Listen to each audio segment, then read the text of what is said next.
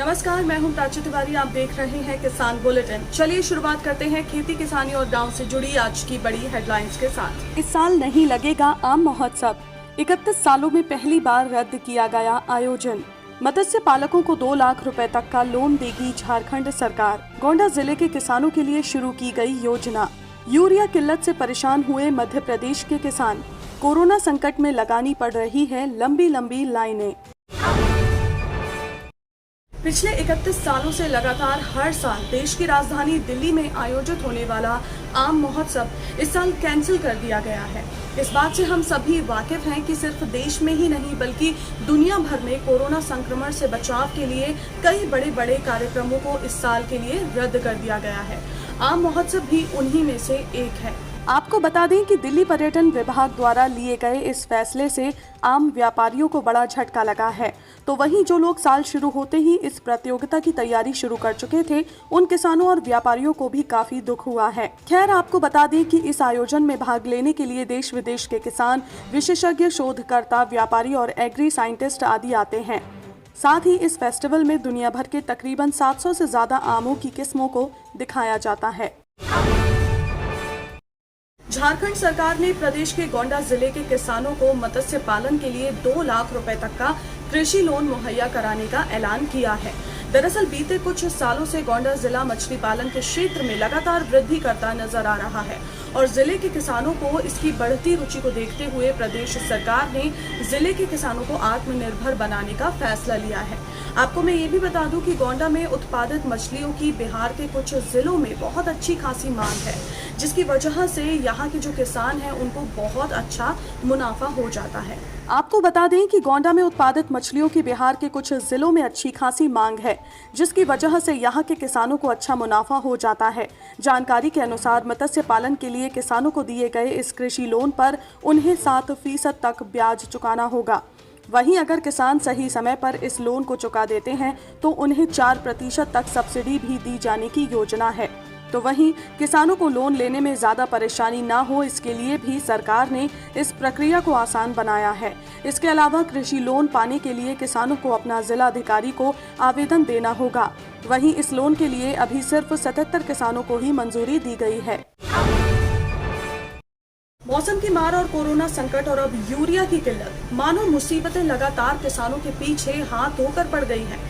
हालत ये हो चले हैं कि मध्य प्रदेश, उत्तर प्रदेश और महाराष्ट्र के कई जिलों में किसानों को यूरिया के लिए घंटों लंबी लंबी लाइनें लगाने पर मजबूर होना पड़ रहा है। हालांकि मध्य प्रदेश के मुख्यमंत्री शिवराज सिंह चौहान ने केंद्रीय रसायन और उर्वरक मंत्री से राज्य में यूरिया का कोटा बढ़ाने का अनुरोध किया था, लेकिन उनकी इस मांग के पूरा होने से पहले ही प्रदेश में किसानों के बीच यूरिया के लिए मारामारी शुरू हो गई। तो वहीं प्रदेश में यूरिया की कालाबाजारी की खबरों से किसानों का गुस्सा और ज्यादा बढ़ गया है। जहां एक तरफ केंद्र सरकार सभी से घरों पर रहने का अनुरोध कर रही है, तो वहीं कोरोना संक्रमण को फैलने से रोकने के लिए हर तरह से कोशिशें की जा रही हैं। तो वहीं ऐसे में यूरिया की किल्लत से दुकानों के बाहर लगने वाली भीड़ इस संक्रमण को पनपने का रास्ता दे रही है। बुलेटिन की बड़ी खबरों के अलावा चलिए अब जानते हैं खेती किसानी से जुड़ी और भी जरूरी खबरें। पंजाब के जिला तरनतारन के गांव रसूलपुर में एक किसान की जमीन पर कब्जा करने के लिए जमींदार ने किसान को बंधक बनाकर उसे पेशाब पिला दिया। इतना ही नहीं, जमींदार ने अपने कुछ साथियों के साथ मिलकर किसान के साथ पूरी तरह मारपीट की और जब मामले की शिकायत पुलिस को की गई तो राजनीतिक दबाव में फंसी पुलिस ने कोई कार्यवाही नहीं की, जिसके बाद पीड़ित किसान मदद के लिए इधर उधर भटकता रहा। आखिरकार पंजाब अनुसूचित जाति आयोग से मदद की गुहार लगाई गई, जिसके बाद जाकर आयोग ने पुलिस को एक्शन लेने के लिए कहा और फटकार लगाकर तुरंत कार्यवाही करने का आदेश जारी किया। नरेगा योजना के अंतर्गत मध्य प्रदेश के उद्यान विभाग की मदद से श्योपुर जिले के किसानों के खेतों में थाई अमरूद के पौधे रोपित किए जाने की योजना चलाई जा रही है, ताकि किसान फलदार पौधे और बागवानी क्षेत्र में अच्छा खासा मुनाफा कमा सकें। इसके अंतर्गत श्योपुर विकासखंड के गांव तुलसैफ के निवासी कृषक हरिशंकर मीणा ने अपनी 800 रकबा भूमि में 800 थाई अमरूद के पौधे रोपण करने में सफलता हासिल की है।